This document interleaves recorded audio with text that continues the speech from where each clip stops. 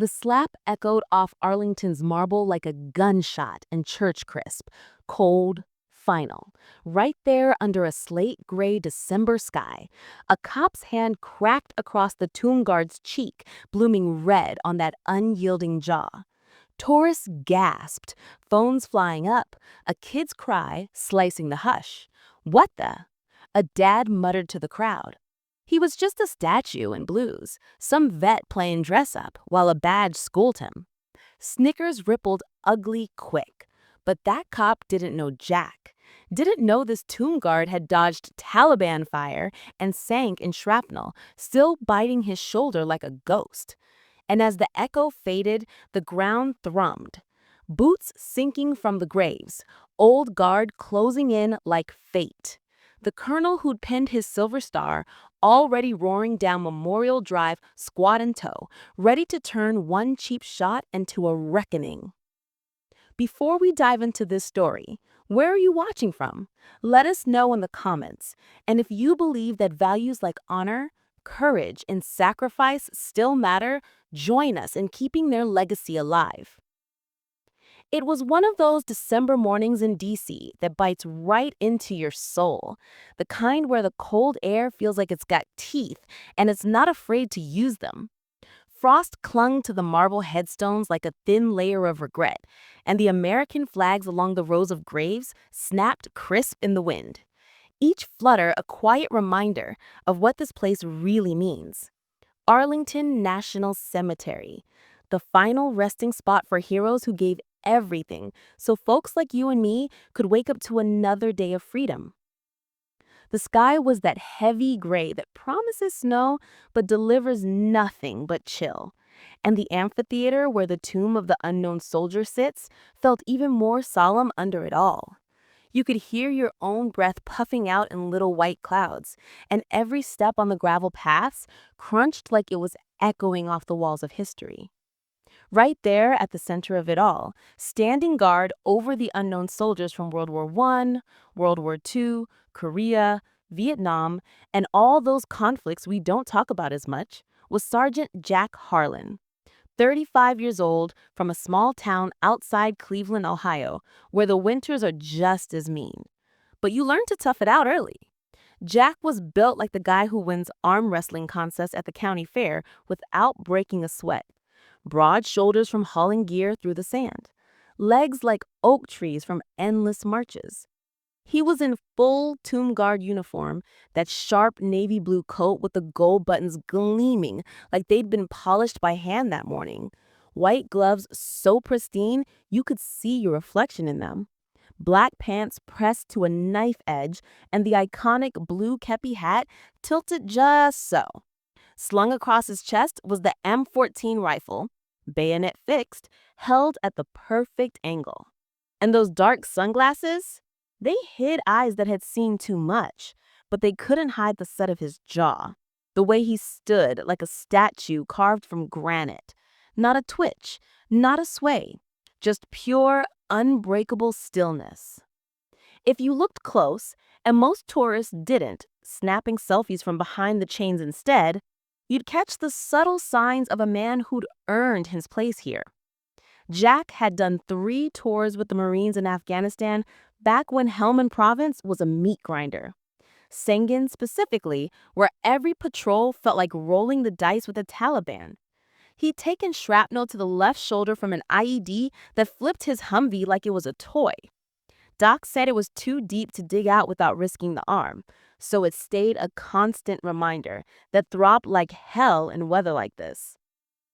He'd held his buddy, Private First Class Tommy Ruiz, as the kid bled out from a sniper round, whispering, "Hang on, man, medevac's coming," even as the rotors faded into the night sky. Tommy didn't make it. Jack did, but pieces of him stayed over there, in the dust, in the nightmares that woke him up at 3 a.m. back home. He didn't talk about it much. No TED Talks, no viral posts. To the crowd gathered early that morning, he was just the guard, part of the show. But Jack, he was standing for Tommy, for the unknowns, for every American who'd ever worn the uniform and come home in a box or not at all. The tourists were already lining up behind the viewing platform, bundled in parkas and scarves, steam rising from styrofoam coffee cups. A family from Texas huddled together, the dad pointing out the eternal flame to his wide-eyed kids. That's for the ones we can't name, son, but we remember him anyway. Over by the rail, a group of retirees from Florida chatted softly, their voices dropping, like they knew better than to disturb the peace.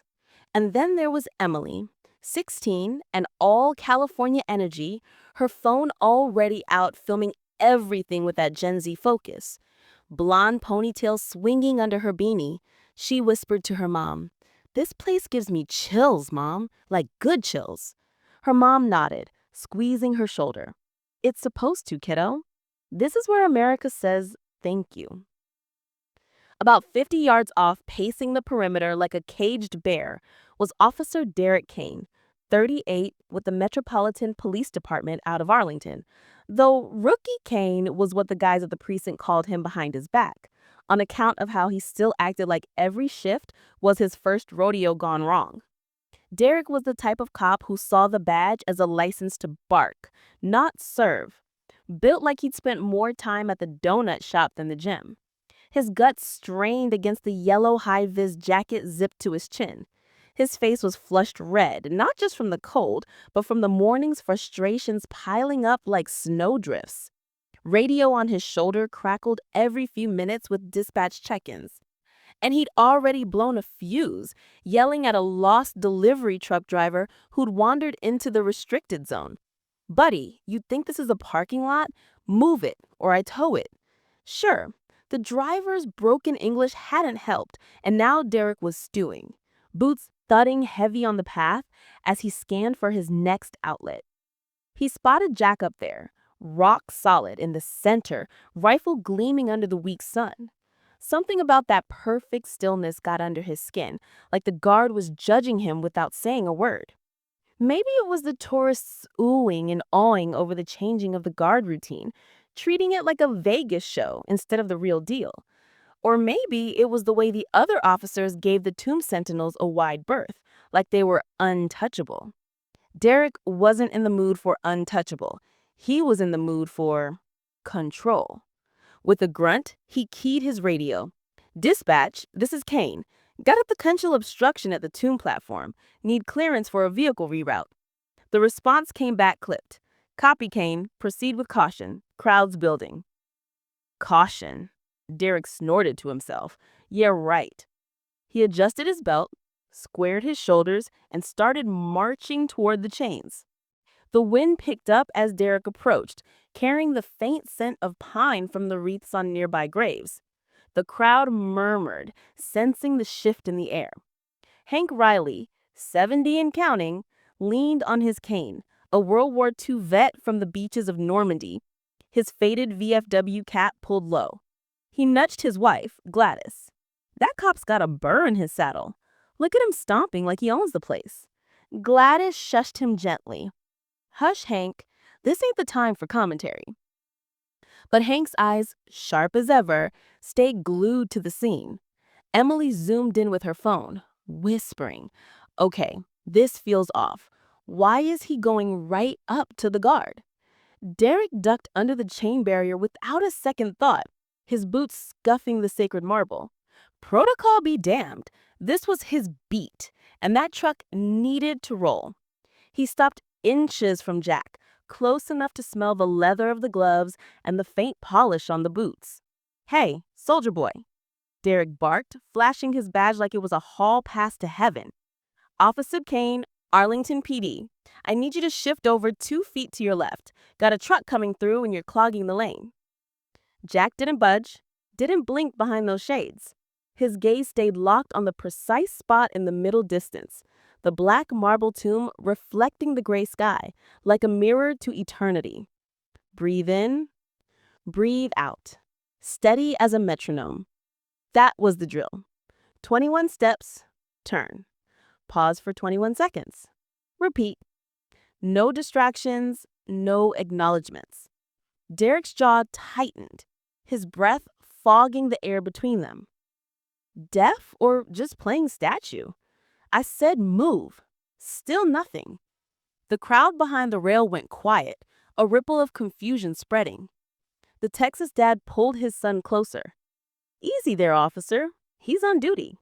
Ain't supposed to react. Derek whipped around, eyes narrowing. And who the hell are you? This is police business. Stay out of it unless you want a citation for interfering. The kid, maybe 8, tugged at Dad's sleeve. Dad, why is the policeman yelling at the soldier? The soldier's just standing there. Dad didn't have a good answer, just a frown deepening under his cowboy hat. Derek turned back to Jack, leaning in closer now, his voice dropping to a growl that carried anyway. Look, pal, I get it. Dress nice, stand pretty, for the cameras. But this ain't a photo op. It's a public roadway. Step aside or I'll make you.